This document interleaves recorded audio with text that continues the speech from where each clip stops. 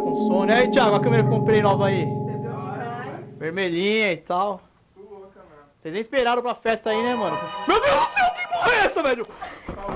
Mano, eu vi alguma coisa aqui, Thiago. Tem alguma coisa que passou aqui, velho.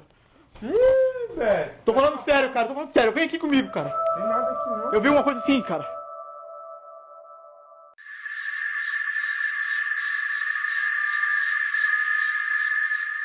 O Brasil é definitivamente um dos países mais cabreiros que existem. Uma cultura miscigenada de gerações e gerações que foi trazido tanto de fora como dos próprios nativos que já habitavam essas terras. O país atual é conhecido de uma forma meio estranha, uma desigualdade social enorme, grupos sociais muito distintos de si e coisas assim. Mas em meio a toda essa diferença enorme, existe um medo que é cravado na pele de todo habitante desse país. Que desde sempre, o sobrenatural foi nos apresentado como algo extremamente presente e perturbador. E pro vídeo de hoje, cara, eu decidi deixar um pouco as culturas de fora de lado, pra gente poder conhecer um pouco do que se esconde debaixo dos nossos próprios narizes, digamos assim, onde dessa vez o terror não tá lá longe, e na verdade tá mais próximo do que a gente pode imaginar. E pensando exatamente nisso, que hoje a gente vai dar uma olhada nos fantasmas do Brasil. E sem mais enrolação, então comecemos.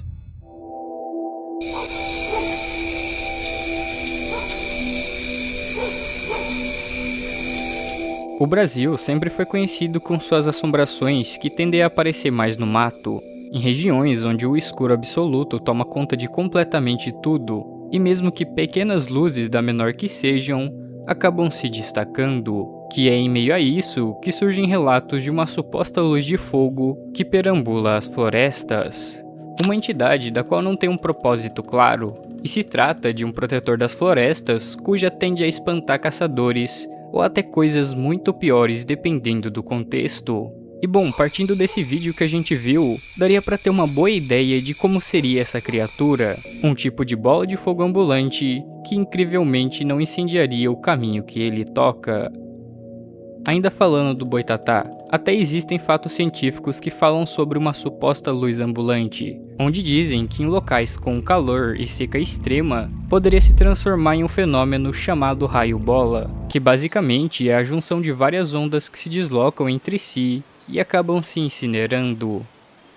Dessa mesma resposta científica, que até hoje os mais velhos ainda juram de pé junto que essa tal bola de fogo era muito mais viva e objetiva do que o que foi proposto.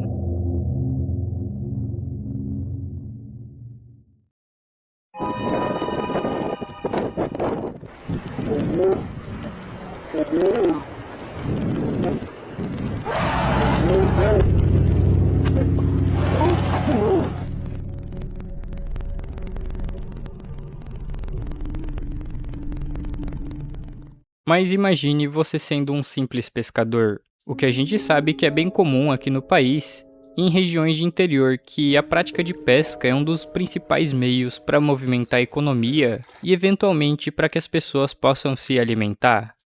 E para quem é mais chegado a essa prática de pesca, seja esportiva ou como um trabalho, sabe bem que um dos melhores horários para pesca é durante os períodos noturnos, onde o silêncio toma conta de completamente tudo.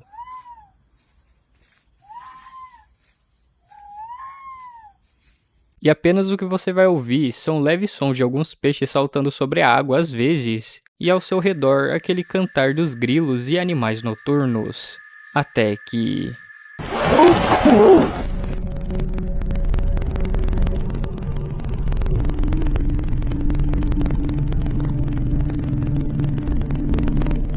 Provavelmente você já ouviu uma dessas histórias de pescador.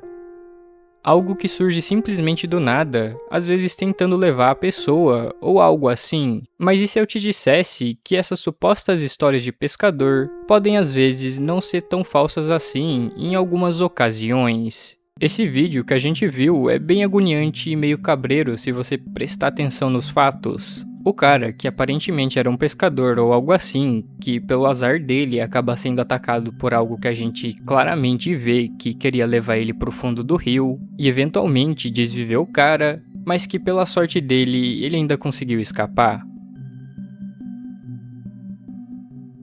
Analisando o vídeo, eu diria que tem duas hipóteses, bem comuns até. A primeira, que talvez fosse uma sereia ou algo do gênero, tentando puxar o homem para baixo da água, algo que a gente já sabe, que as sereias têm um belo histórico desse hábito. E uma segunda hipótese, que também seria muito válida usando esse contexto, que ele fosse realmente um pescador, na qual a criatura do vídeo que estava tentando levar o homem seria na verdade um ser chamado como Nego d'Água, outra entidade que tende a ficar mais próxima a leitos de rios, e tendem a atacar especialmente pescadores que vão a rios à noite.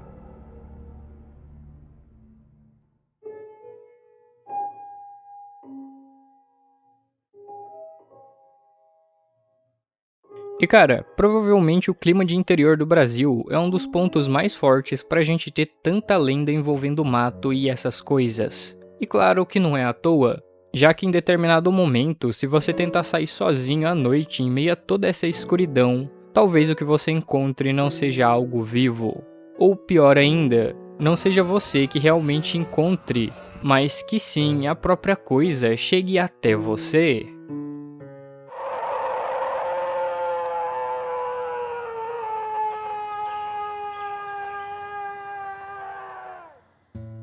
No interior, o clima do dia é extremamente satisfatório.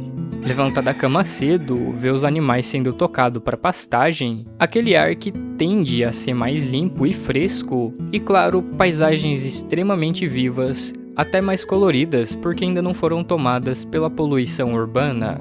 Só que todo esse clima e satisfação é rapidamente tomado quando o relógio bate às 6 horas da noite. O sol, que até então trazia vida nesses lugares, vai embora aos poucos, deixando tudo aquilo numa completa escuridão e eventualmente limitando completamente a sua visão. Com até vezes que você mal consegue enxergar as próprias mãos. Só que o problema do escuro não é que a gente não consegue enxergar direito, cara. Na verdade, às vezes, o que a gente acaba enxergando talvez pode não ser tão agradável assim.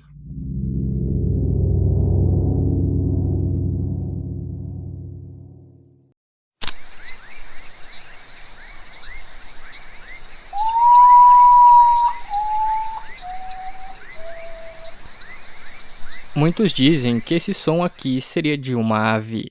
Já outros preferem ir além e ir em busca de algo mais sobrenatural, onde, de acordo com as lendas, ouvir esse som seria na verdade um presságio de algo horrível que poderia estar te observando, e esse som se trataria dessa criatura.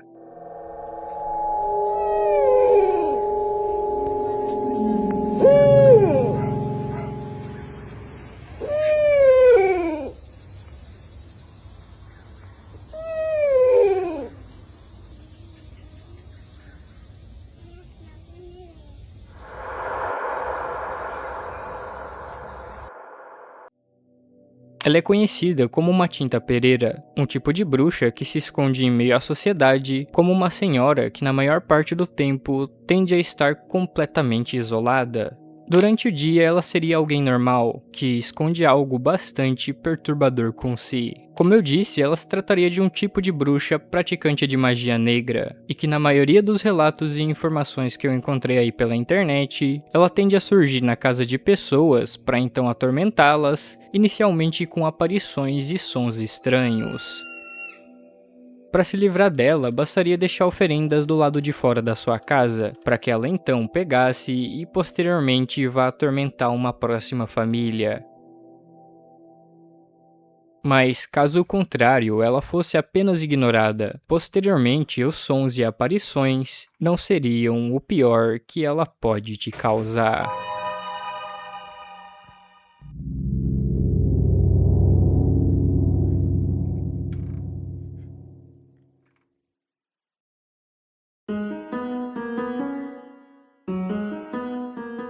Se por um lado, zonas rurais têm esse terror bem mais animalesco e folclórico, assim, os centros subúrbios e zonas urbanas eu diria que é extremamente o oposto, já que em locais como cidades o que você espera não é criaturas, mas sim pessoas, e até mais movimentações nesses lugares. E bom, quando essa proposta não bate, as ruas então ficam vazias, E é aqui que se inicia o terror urbano do Brasil.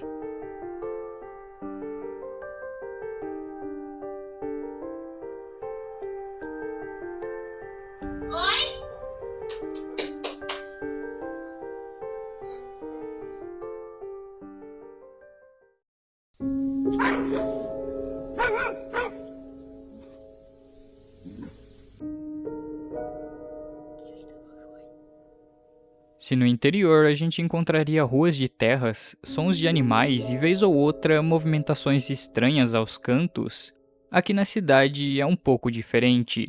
O terror aqui se manifesta de uma forma mais psicológica e simbólica. Ao sair às ruas de madrugada, o que inicialmente você deveria temer seria acabar se encontrando com dois caras em uma moto para tentar te roubar. Mas quando isso não acontece, algo mais estranho pode acabar se tornando um novo medo.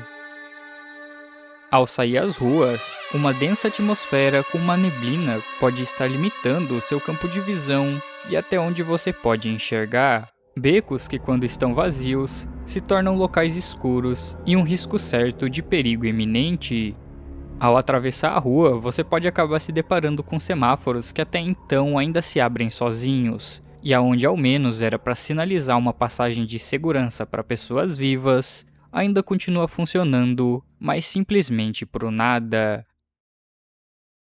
Assim como no interior, nas cidades também se tem os fantasmas, mas aqui é um pouco diferente, já que antes o que era algo muito mais primitivo e tinha mais uma forma de ser animalesco ou coisa assim, agora se torna muito mais semelhante a nós. E pior, muitas das vezes realmente já estiveram entre nós.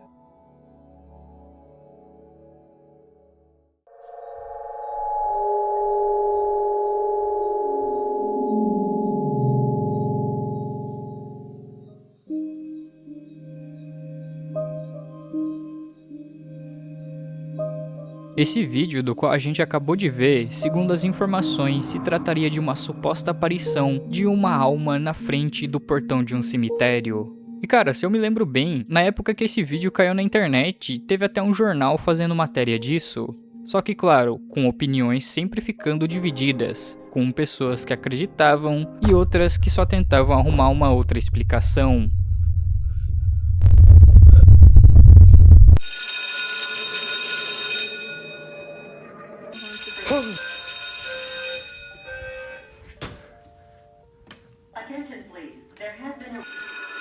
Outro ambiente perturbador de se estar durante as noites na cidade são as escolas. Que aqui, assim como nas ruas, quando a noite cai, o ambiente se transforma de uma forma assustadora. E mano, se imagina sendo um segurança noturno trabalhando normalmente, como de costume, até que você se depara com...